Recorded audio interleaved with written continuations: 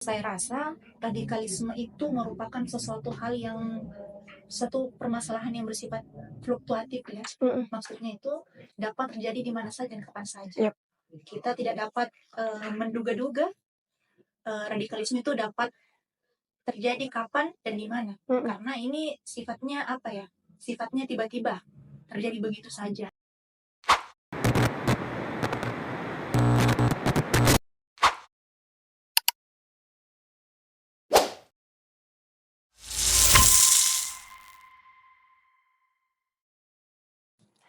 Bismillahirrahmanirrahim. Assalamualaikum warahmatullahi wabarakatuh.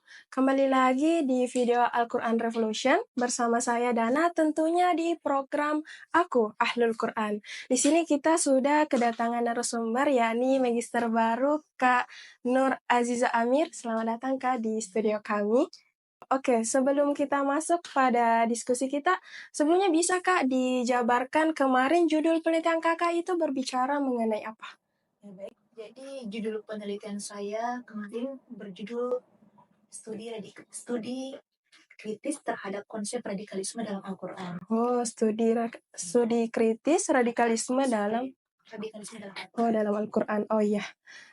Sebelumnya Kak, motivasi Kakak mengenai penelitian ini, kenapa Kakak tertarik untuk membahas penelitian ini? Ya, jadi saya tertarik dengan judul yang saya angkat ini karena saya rasa radikalisme itu merupakan satu permasalahan yang bersifat fluktuatif ya. Maksudnya itu dapat terjadi di mana saja dan kapan saja. Yap. Kita tidak dapat menduga-duga radikalisme itu dapat terjadi kapan dan di mana. Karena ini sifatnya apa ya? Sifatnya tiba-tiba terjadi begitu saja. Misalnya kemarin itu ada peristiwa bom Bali ya, di mana bom Bali itu merupakan suatu peristiwa radikalisme terbesar yang bahkan menghebohkan publik internasional. Iya. Bahkan dari salah satu penyebab terjadinya peristiwa tersebut adalah mereka membenarkan kekerasan atas nama jihad. Iya Kak. Ya, mereka membenarkan kekerasan atas nama jihad, di mana dalam salah satu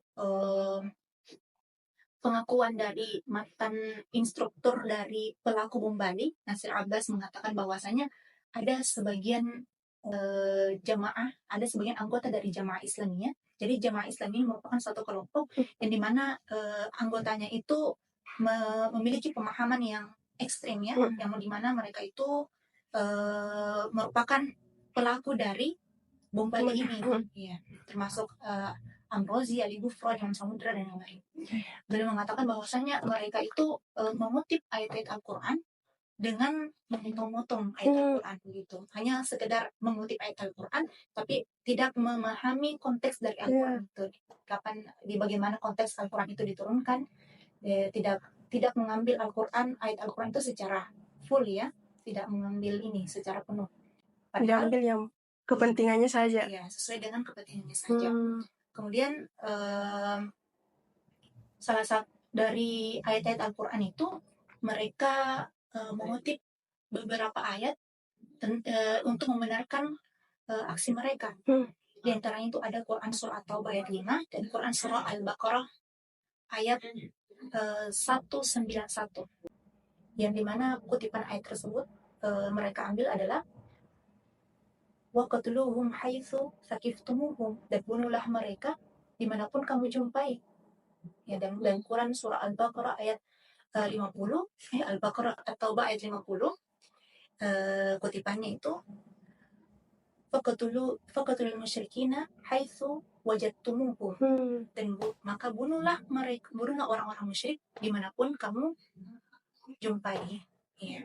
Nah, seperti itu Kak. Ayat-ayat yang diambil cuma dipotong sehingga bisa membenarkan perlakuan radikal mereka.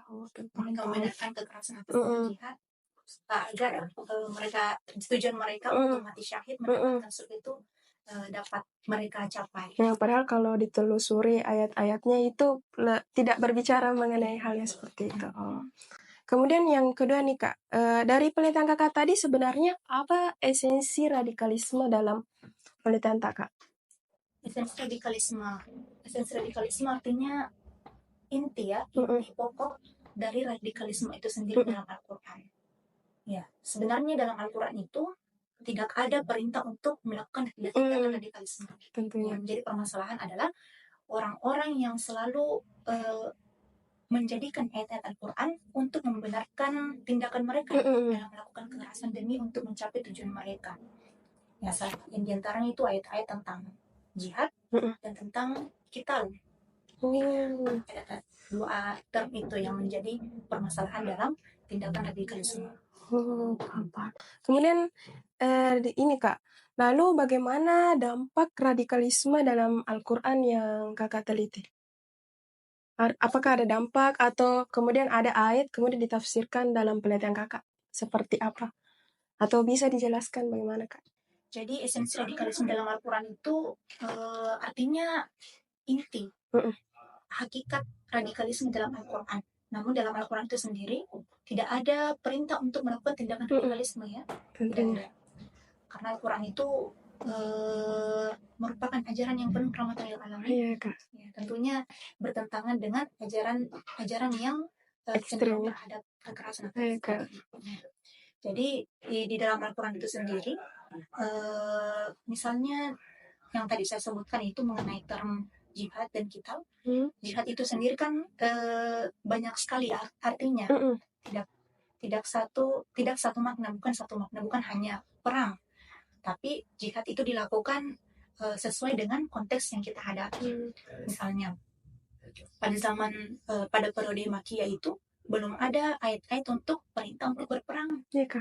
Jihad yang dilakukan di situ adalah jihad untuk membangun, menumbuhkan semangat spiritual masyarakat Muslim pada saat itu, karena untuk mengokohkan akidah mereka, untuk membangkitkan semangat mereka, karena pada saat itu masih tahap pembelajaran awal mereka untuk belajar Islam.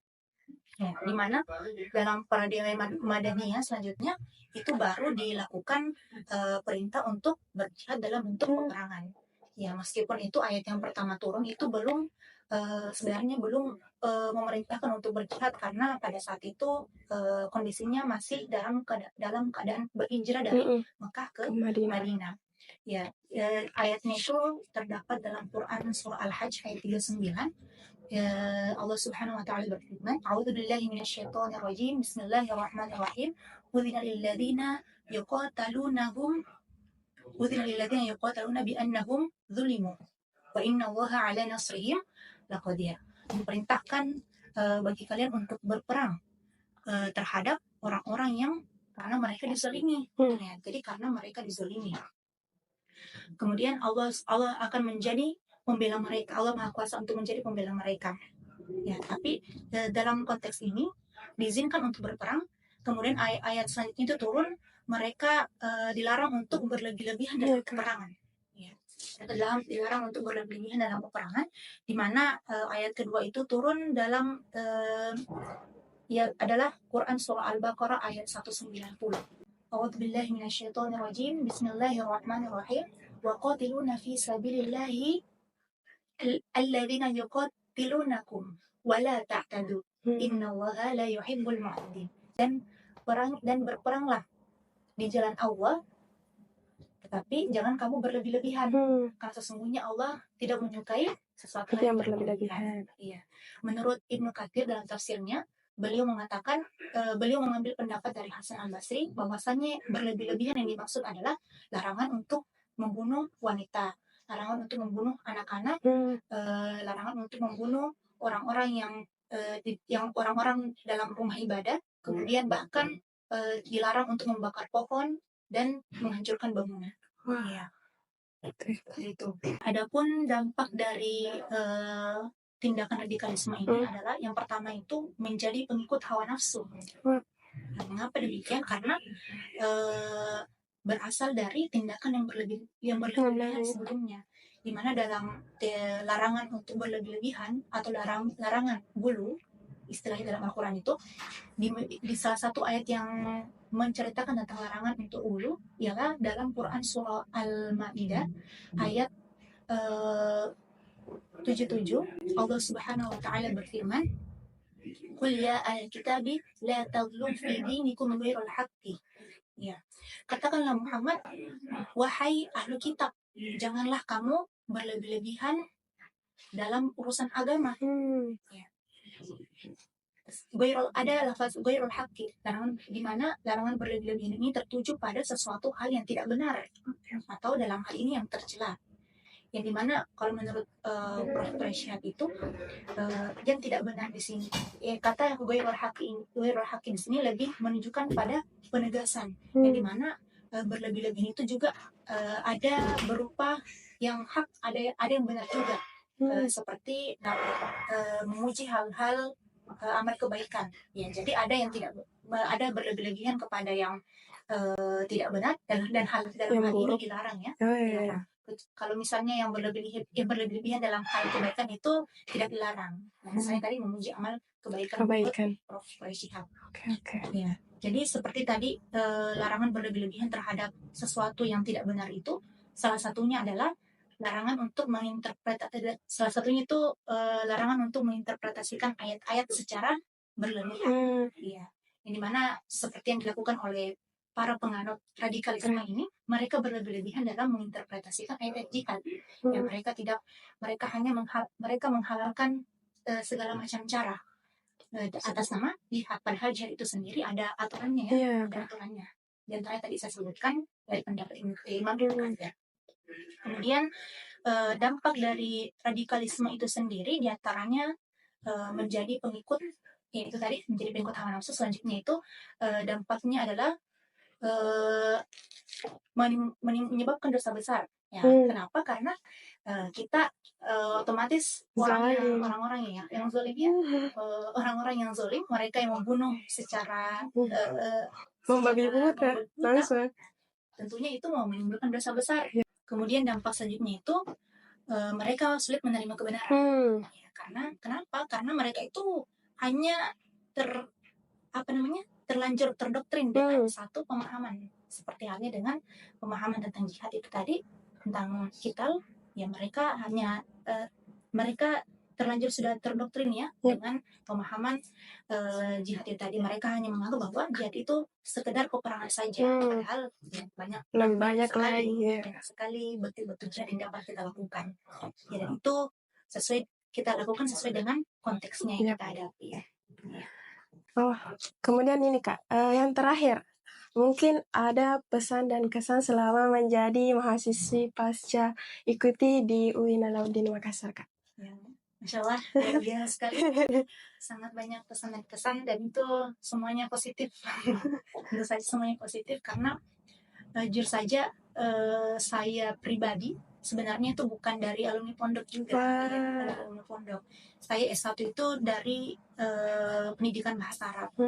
Niat saya itu tujuannya kan belajar bahasa Arab untuk belajar Al-Quran. Dan pada akhirnya disinilah saya dapat mempelajari banyak hal-hal yang berkaitan dengan Al-Quran.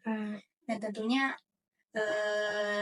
mengapa saya tertarik dengan jurusan ini, karena ya itu tadi banyak hal-hal yang dapat kita temukan dalam Al-Quran. Yang dimana inti dari ini kan Al-Quran itu sendiri pedoman hidup kita sebagai hamba Allah. Sehingga saya sangat berterima kasih yang sebesar-besarnya kepada seluruh sivitas akademik UIN Alauddin Makassar, karena telah begitu berjasa kepada kami dalam membagikan ilmu yang sangat bermanfaat, dan tentunya terkhusus kepada Ketua Prodi kita, Prof. Dr. Haji Muhammad Yahya, dan juga Sekretaris Prodi Dr. Haji Muhammad Irham. Terima kasih sebesar-besarnya kepada beliau, dan juga kami juga sangat berterima kasih kepada pembimbing dan penguji kami.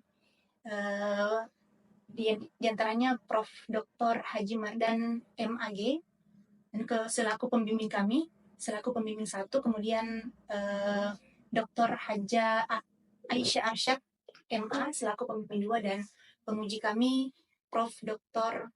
Haja Sohra MAG dan Dr. Haji Ahmad Mujahid MAG.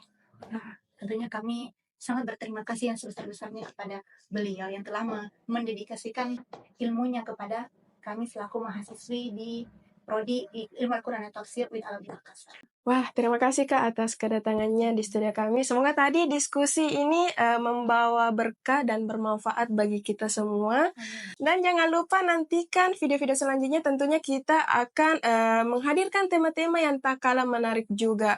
Oleh karena itu, aktifkan lonceng notifikasinya dan jangan lupa like dan komen video ini. Sebelum menutup video ini, kita punya slogan di sini, Kak. Kalau saya bicara Al-Quran Revolution, kita sama-sama jawab rahmatan lil alamin. Oke? Al-Quran Revolution, rahmatan lil alamin. Saya host undur diri.